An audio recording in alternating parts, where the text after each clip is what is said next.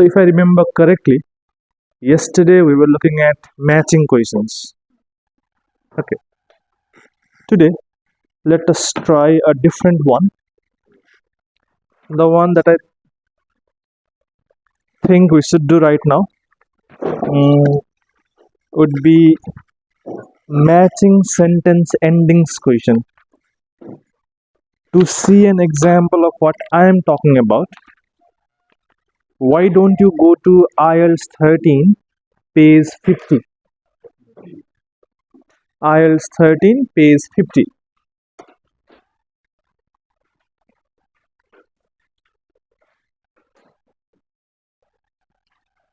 On that page, questions 38, 39, and 40, those three questions are called matching sentence endings question.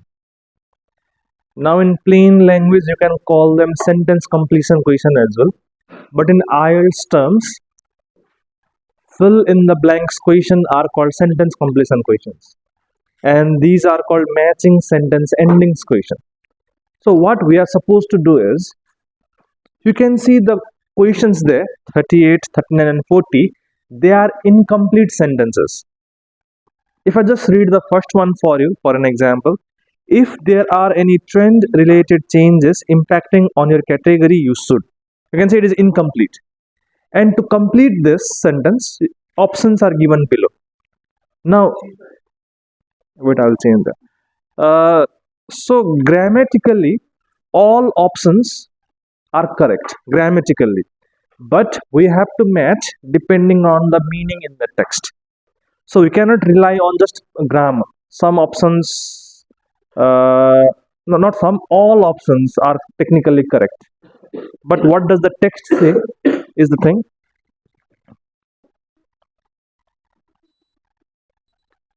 Okay, I guess I fixed it.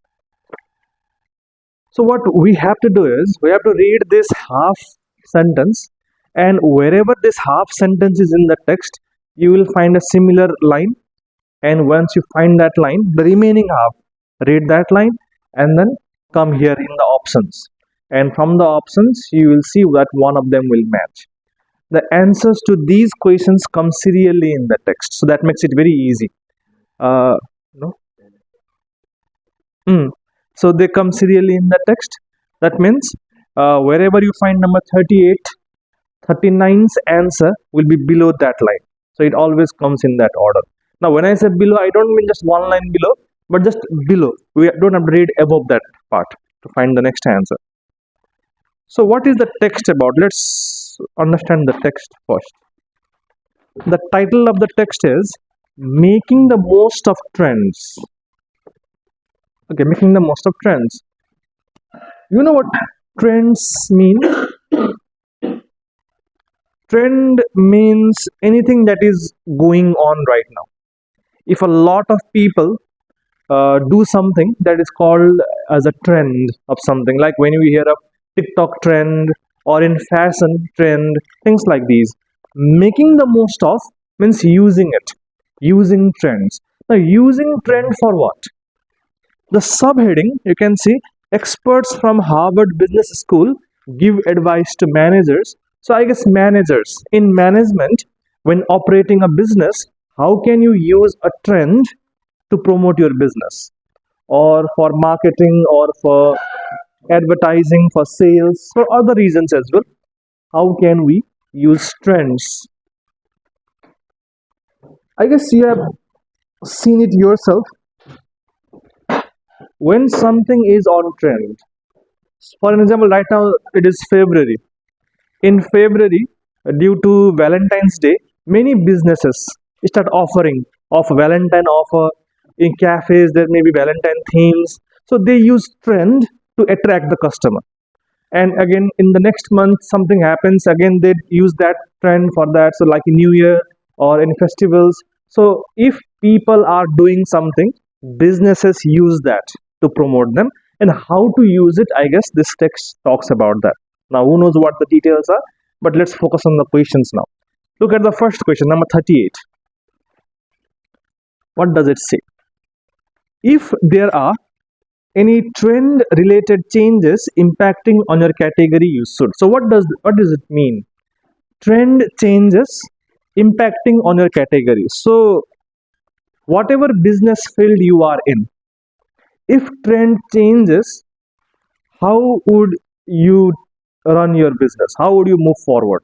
So let's say, for an example, this institute was offering Valentine's Day couples discount for joining IELTS class, maybe something like that.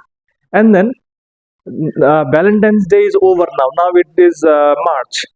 So in March, something else like this Nepali New Year, maybe something else. How to use that? How to move past from the old trend to the new trend? What should you do? Is the first question. And one further hint, which I think applies to most questions but doesn't apply to all questions, is in any given set of questions, you can see this text has three sets of questions: multiple choice questions, matching questions, and sentence endings questions. Usually, the first questions, like number 27 is the first question here, the answer comes in the first, second paragraph. And these last questions, because they are the last one, you can see there is writing after that. So, last questions, the answers come in the last part. So, if the last questions are there, it is best to look at the last part, last couple of paragraphs might be where the answer is. So, there are only three questions. The probability of them being in the second last and last paragraph would be very high. This thing applies to most questions.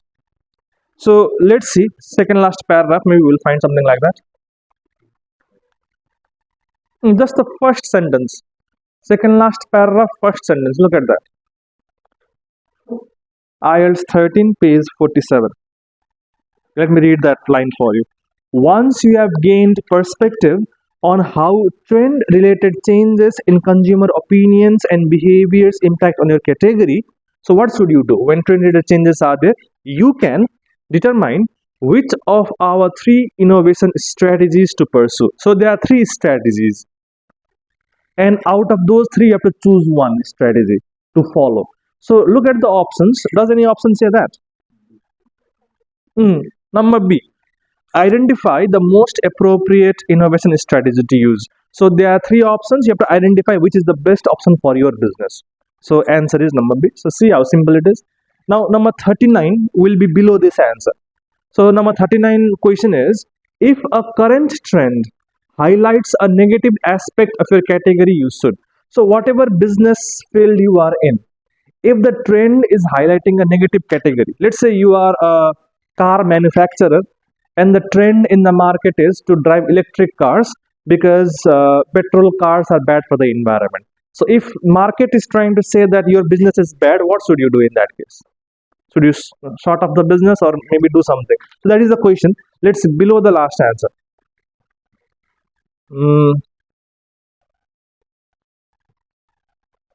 Okay, in the second last paragraph, look at this last sentence. Finally, this is that line. Finally, if aspects of the category clash with undesired outcome, undesired means negative outcome of a trend, such as associations with unhealthy lifestyles, what should we do? There is an opportunity to counteract those changes. Counteract means fight against those changes. By reaffirming means by affirm means to make it strong. So make your own strong the core values of your category. So whatever your business category is, make it strong, reaffirm it, make it strong one more time, and fight those changes, is what this last option is saying. Look at the options now.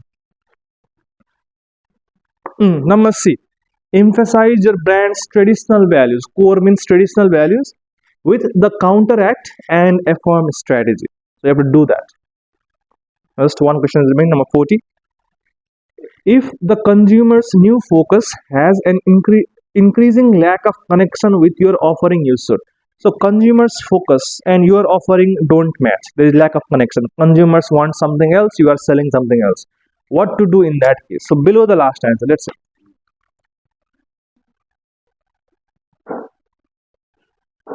So one thing that I have realized just now here is that here the answers aren't given serially. Number 40's answer is above number 39, which doesn't happen in the actual test. So this IELTS 13 is an old book. Now we have IELTS 18. So maybe the syllabus has changed. I don't know what happened. Here the answer is not given serially. But in the actual test, the answers come serially. So after 39 comes number 40. But here above 39 is 40. So in the second last paragraph, do you see this line in the middle? If analysis reveals an increasing disparity means lack of connection, not matching, between your category and consumers' new focus, your innovations need to transcend the category. Transcend means go above the category. Don't stay in the one category. To integrate the two words and combine those two things. Integrate means to combine. So your business is bad. Consumers don't want what you are giving, so maybe change your business and combine those two. Combine what you were selling earlier and combine what the consumers want. So integrate means to combine. So which option says that? Number D. Use the combine and transcend strategy to integrate the two worlds. Says that it is not that complicated question. The thing is, let me remind you one more time. In the question, the line given to us is an incomplete sentence. We have to complete the incomplete sentence by using the options. So read that incomplete sentence, find that in the text somewhere, and read the remaining part of that sentence, and the remaining part will be in the option and match that with the option. Just that answers usually come serially. Not usually, they always come serially. I don't know why in this only it doesn't come serially, but it comes serially in the exam. Just that. So let us try other kinds of questions like these. If you, I don't know where there are questions like this. Just keep. Okay, there is one here. Go to IELTS 13, page 87.